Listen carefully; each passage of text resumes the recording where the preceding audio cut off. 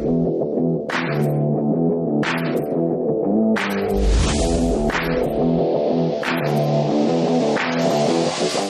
everybody, and welcome to another Linfield Coaches CatChat. Joe Stewart here with head women's soccer coach Steve Simmons. Coach, how you doing today? I'm good. I'm a little uncomfortable. You know, we're used to being outside, and you got the train coming by. Right. You got garbage trucks. It's too still. It's too still. I know. It's uncomfortable. No, it's great to be here though. Yeah. Let's get into your weekend against George Fox and Pacific. And George Fox, that has been a really good team this year. Yeah. Really made a lot of strides. And that was senior day, so of course always an emotional day as well. Let's start with the defense. 15 shots allowed, but only 3 on goal. What do you like defensively out of the team, particularly that young back line against a team that's really succeeded on the attack this year? Yeah, you know, George Fox might be the top attacking team statistically in the league, and they've had a really good year, and Coach Schott over there has done a really good job the last couple of years of bringing them along. So we had a big task of what we wanted to do. I thought the first time around in Newburgh, we played them extremely well. We were unfortunate not to get 3 points, I thought.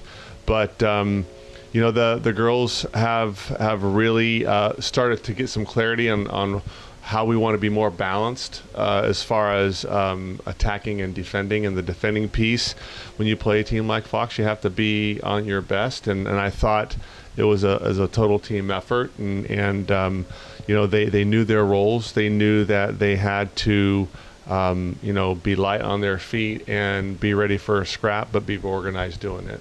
And then offensively, Kama Samudio with a huge day, 2 goals, both assisted by Anna Daisy. Yeah. What do you think out of those 2 young players' performances in that match on the attack? I was exceptionally happy. They've been training really well, you know, lately, and it's just a reflection on the depth, the squad depth. And those 2 came off the bench to provide the spark in both halves. So I think that's huge. You know, you can't do well in this league with just a limited amount of players, your starters.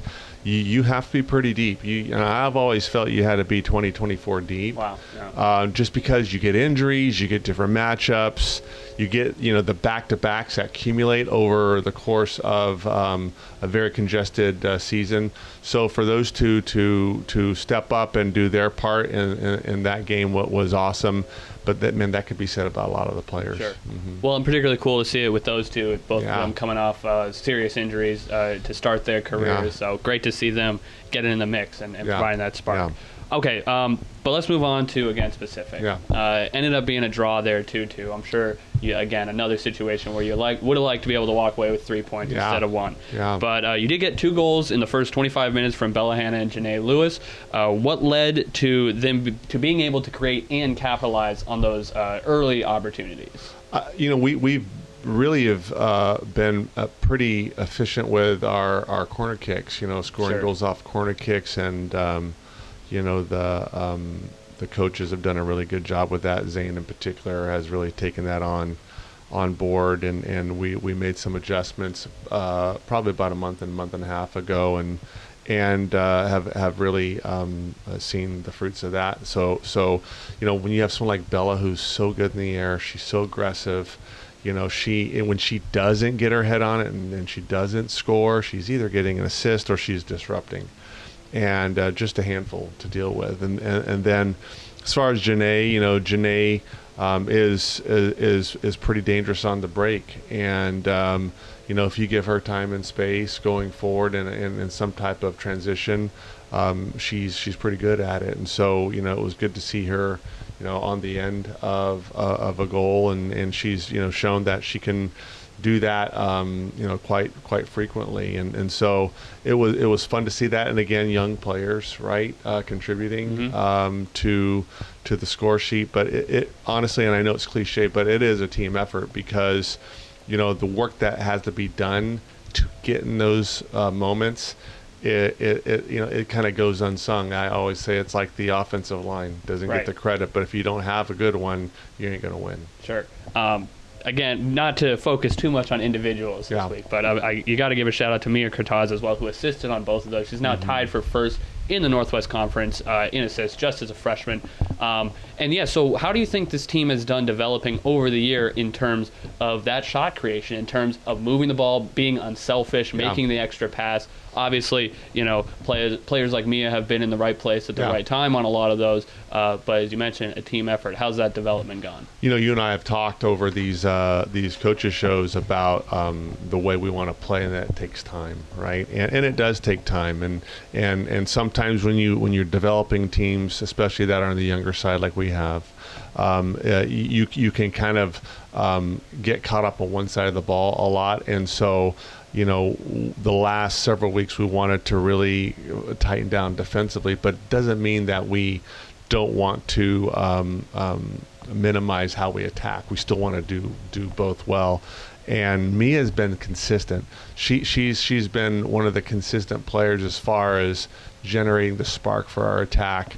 And her services on corner kicks are super consistent.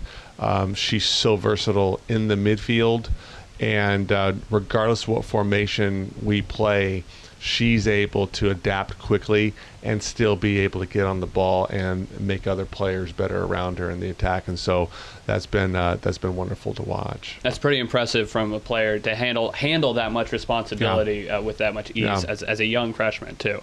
Okay, but let's get into the second half now in that match, as that's where things went a little bit awry.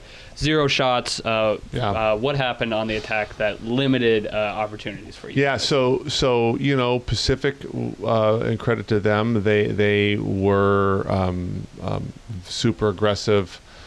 Became very direct, and they were pushing players forward. They didn't change their formation, but the way they played their formation really had a lot of players in the attacking fold for them, and they were a handful, and we found ourselves pinned at times, not being able to get out.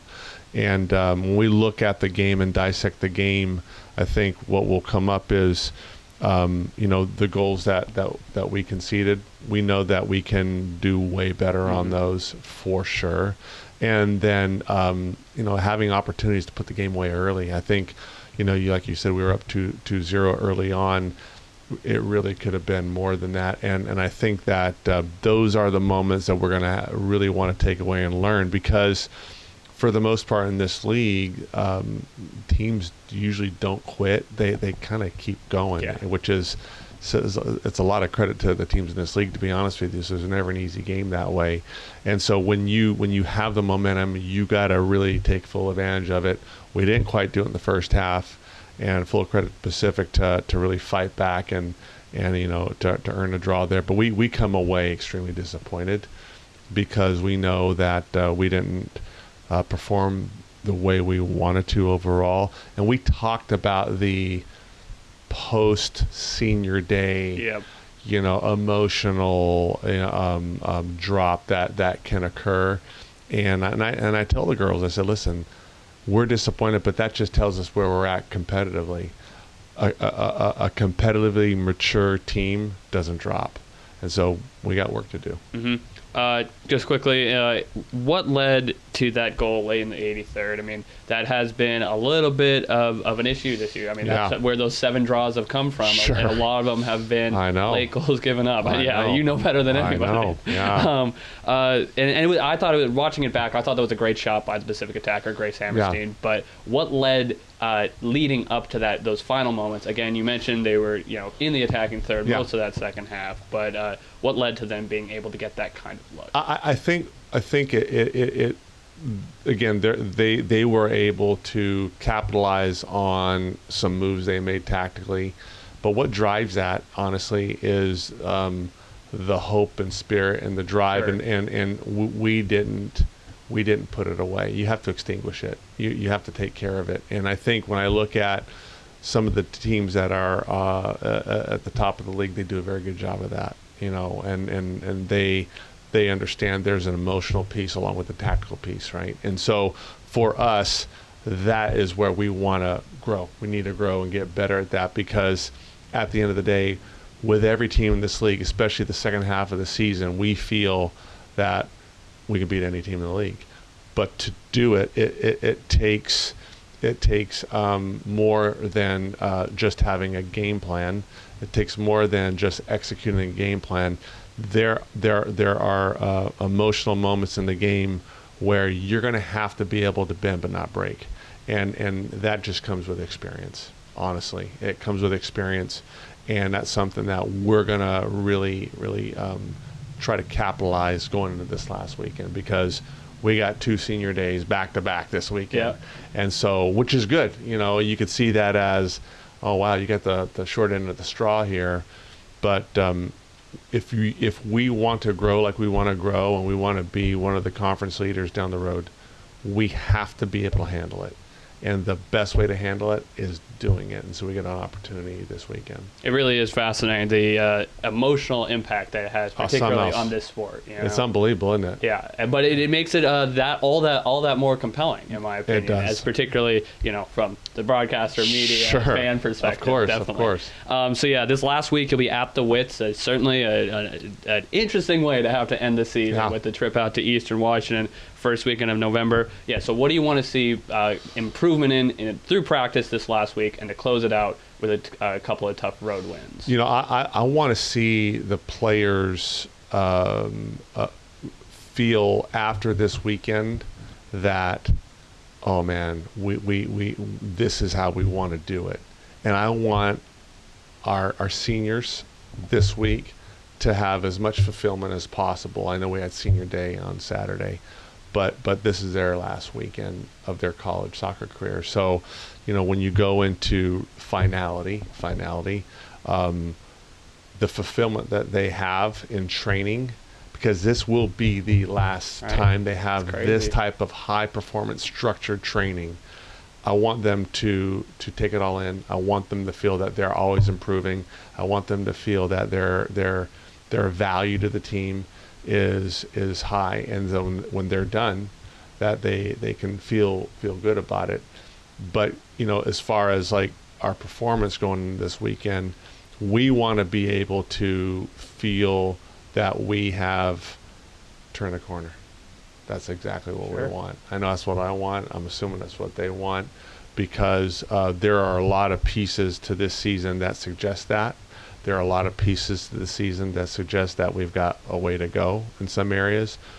But the hard stuff, I think the girls have evidence that, oh man, we can do this. It's the soft stuff. It's the stuff like, oh, how do you manage a lead? How do you handle, a team that's emotionally jacked up and they're just throwing it? Those are the soft skills in soccer that lead to those hard results. And that's something that will come with time. Well, it's been cool to see, because it certainly the progress has been so evident this year, and so it really would be an excellent way to end it with maybe 6 points, and feeling like you're making that progress even further and turning a corner. 100%. Once again, Wildcats at the Wits to end the season. Hard to believe we're already here. They'll be at Whitworth on Saturday, and then at Whitman on Sunday. Both of those games starting at 11 o'clock, and of course, it will be the final moments for this terrific group of seniors, and hope to have a great way to send them off. Coach, thanks for the time all season, and good luck closing it out. Thanks, Joe.